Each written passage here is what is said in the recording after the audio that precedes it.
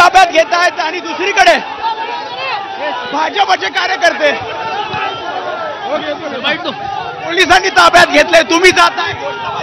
देखिए, कांग्रेस के लोगों ने हमारे नेता को धमकी दी है और इनकी दादागिरी देखिए कि ये आज हमारे मुंबई के अध्यक्ष उनके ऑफिस में आए हैं, इसके लिए उसका विरोध करने।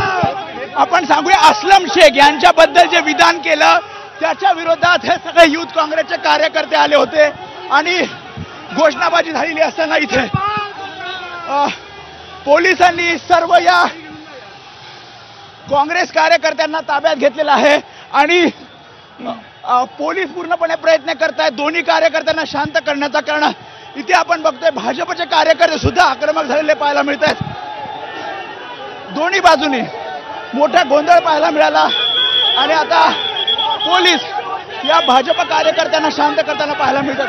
समोरच आमदार अमित साटम मुंबई भाजप अध्यक्ष यांचं ऑफिस आहे आणि या कार्यालयावर हे सर्वजण जात होते, तशा निषेध व्यक्त करत होते। कारण असलम शेख संदर्भात जे वक्तव्य अमित साटम यांनी केलं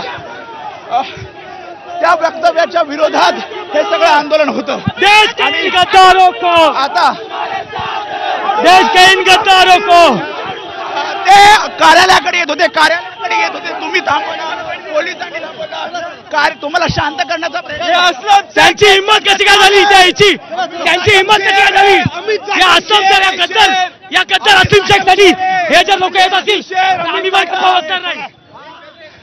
त्याच्यामुळे आता आपण बघतोय भाजपचे कार्यकर्ते सुद्धा इथे ही आंदोलन करताना पाहायला मिळत आहेत। घोषणाबाजी केली जाते आणि अमित साटम यांच्या समर्थनार्थ रस्ता इथे अडवण्यात आलेला आहे। पोलीस सांगतायत, पोलीस शांत करण्याचं आवाहन करतायत, त्यांना सांगतात की रस्ता तुम्ही सोडावा। कारण दोन्ही बाजूनी मोठी घोषणाबाजी झाली। जे कोणी कार्यकर्ते इथे काँग्रेसचे आपण बघितलं अमित साटम यांच्या कार्यालयाकडे जात होते, त्यांना थांबवण्यात पोलिसांनी त्यांना शांत केलं, त्यांना ताब्यात घेतलं। मात्र दुसरीकडे भाजप कार्यकर्त्यांना सुद्धा आता शांत करण्याचं आव्हान पोलिसांसमोर आहे आणि मोठ्या संख्येनं दोन्ही बाजूनी घोषणाबाजी झाली। कार्यकर्त्यांना शांत करण्याचं आवाहन वेळोवेळी पोलिसांकडून केलं जात आहे। खरं तर पीक आवर आहे आणि त्यामुळे ट्रॅफिक सुद्धा आपल्याला या एसवी रोडवर पाहायला मिळते। कॅमेरामॅन मनोज जयस्वालसह मी वेदांत ने, एबीपी माझा, मुंबई।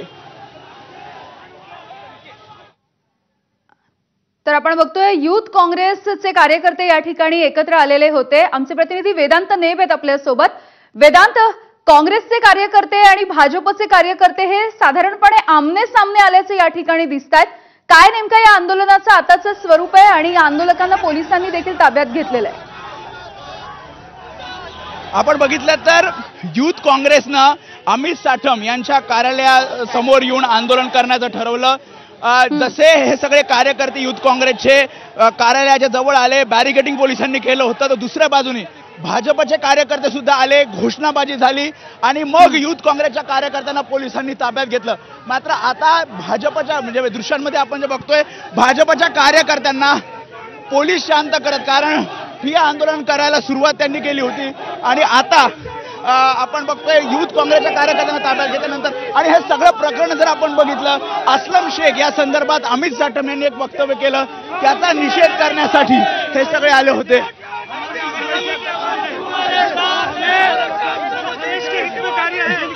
मला सांगा, त्यांना ताब्यात घेतले, आता शांत होणार आहात तुम्ही? मागे आगे कोई जाएगा नहीं, बस भारतीय जनता पार्टीला कोणी भी। त्याच्यामुळे पोलीस मागे घेत आहेत, कारण थोड्या वेळापूर्वी आपण बघितलं। आता तुम्ही शांत झालात कारण पोलिसांनी त्यांना ताब्यात घेतलं, त्यांना शांततेचं आवाहन केलं, तुम्ही शांत होणार? आम्ही शांत होणार, पण आम्ही तुमच्या बाबतीत जर एकही अपशब्द वापरला तर असलम शेखला घरातून काढण्याशिवाय आम्ही मारून नाही की असलम शेख संदर्भात चुकीचे शब्द अमित साटमनी वापरले, त्याच्यामुळे आम्ही हे आंदोलन करतो। असलम शेख जे बोलला ते चाललं का? आमचे मंत्री मंगलप्रभात लोढांच्या कुटुंबाला संपवणार, याची लायकी काय? याची लायकी काय? हा पाकिस्तानातून आलाय का? असलम शेख पाकिस्तान का चालला? जय श्रीराम। घोषणाबाजी आपल्याला भाजपच्या कार्यकर्त्यांची पाहायला मिळते।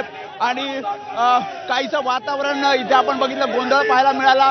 पोलिसांनी तातडीनं हे सगळं आंदोलन आहे, दोन्ही बाजूंनी सुरू झालेलं आंदोलन हे नियंत्रणात आणण्यासाठीचा प्रयत्न केला आणि आता भाजप कार्यकर्त्यांना सुद्धा शांत करण्याचा प्रयत्न केला जातोय. यामिनी, अगदी आपण बघतोय अमित साटम यांच्या कार्यालयाच्या बाहेर खरं तर काँग्रेसचे सगळे कार्यकर्ते आधी जमलेले होते. कुठला भाग आहे हा मुंबईतला, वेदांत?